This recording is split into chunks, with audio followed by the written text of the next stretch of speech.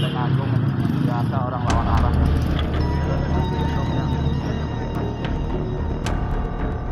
Inilah visual sesaat setelah peristiwa kecelakaan terjadi melibatkan 8 pemotor dan truk di Lenteng Agung, Jakarta Selatan. Kami harus menyamarkan visual ini karena mengandung unsur ketidaknyamanan. Kecelakaan terjadi akibat pemotor nekat melawan arah. Dalam video amatir terlihat sejumlah korban mengalami luka-luka. Dari keterangan, sopir truk ini kaget dengan kendaraan yang menyalip kencang. Sopir yang menghindar justru menabrak 8 pengendara motor yang melawan arah. Berdasarkan dari keterangan supir BAP awal interview bahwa dia kaget karena ada kendaraan yang cukup kencang lari di sampingnya, jadi dia melihat ke sebelah kanan, tiba-tiba dia melihat di depannya ada motor yang melawan arus, jadi dia kaget, akhirnya tertabraklah dari beberapa kendaraan roda 2 tersebut.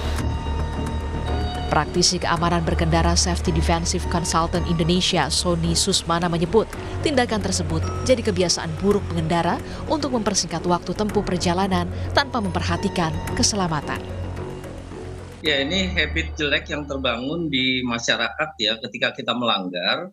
Jadi ada satu pembiaran, artinya mereka dibiarkan melakukan pelanggaran-pelanggaran sampai adanya sebuah kecelakaan yang membuat si pelanggar ini kadang jerah, kadang juga enggak.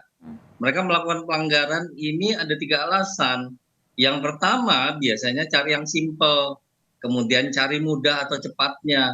Yang terakhir ingin irit bahan bakar. 5 pemotor luka-luka, 2 diantaranya luka berat, sementara pengemudi truk masih menjalani pemeriksaan di unit Laka Lantas Polres Metro Jakarta Selatan.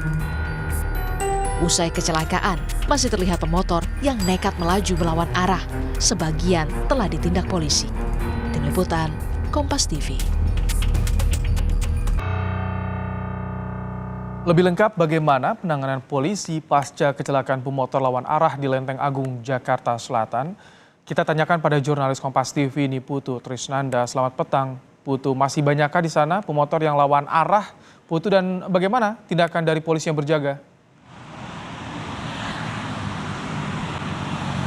Ya, selamat petang Ibrahim dan juga saudara. Kurang lebih kami, jurnalis Kompas TV yang ada di lapangan sudah ada di lokasi sekitar hampir 2 jam atau 1,5 jam, dan kami pantau selama kurun waktu tersebut di jam padat karena ini sudah merupakan waktu pulang kerja, sehingga arah dari Jakarta menuju ke Depok ini juga mulai padat. Begitu kami pantau selama 1,5 sampai dengan 2 jam ini memang sudah ada kurang lebih 7 sampai dengan 8 kendaraan roda 2 yang melakukan pelanggaran lalu lintas, yakni melawan arah.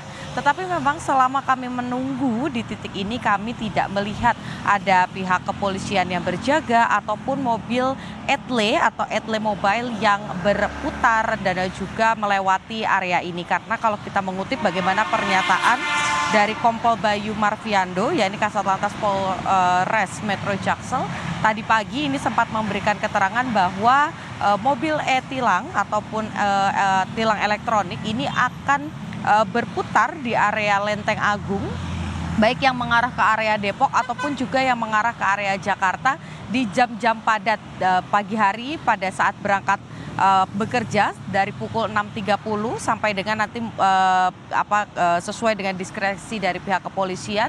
Kemudian di sore hari ini dimulai pada pukul 16.00 waktu Indonesia bagian Barat. Jadi biasanya sebelum nanti akan diberikan alat tilang portable, mobil tilang atau etle mobile ini akan kemudian berputar di area Lenteng Agung baik yang mengarah ke Depok ataupun juga mengarah ke Jakarta. Masih ada pelanggaran yang terjadi, padahal kemarin baru saja terjadi kecelakaan di mana satu truk ini menabrak 7 kendaraan roda 2 karena melawan arus. Lebih lengkapnya terkait dengan bagaimana proses pidana, berikut pernyataan dari pihak kepolisian Ibrahim dan juga saudara, yakni Direktur Lalu Lintas Polda Metro Jaya Kombes Latif Usman.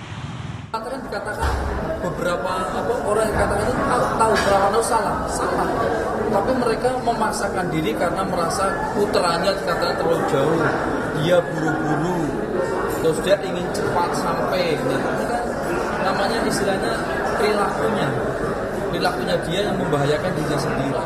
Bisa jadi tersangkanya si korban ini, karena dia yang menyebabkan. Seharusnya kan tidak di situ jalurnya dia. Jadi ya inilah makanya saya yang luka kok jadi korban. Ya itulah sepertilah kejadian yang bisa. Kenapa? Penyebabnya dia sendiri.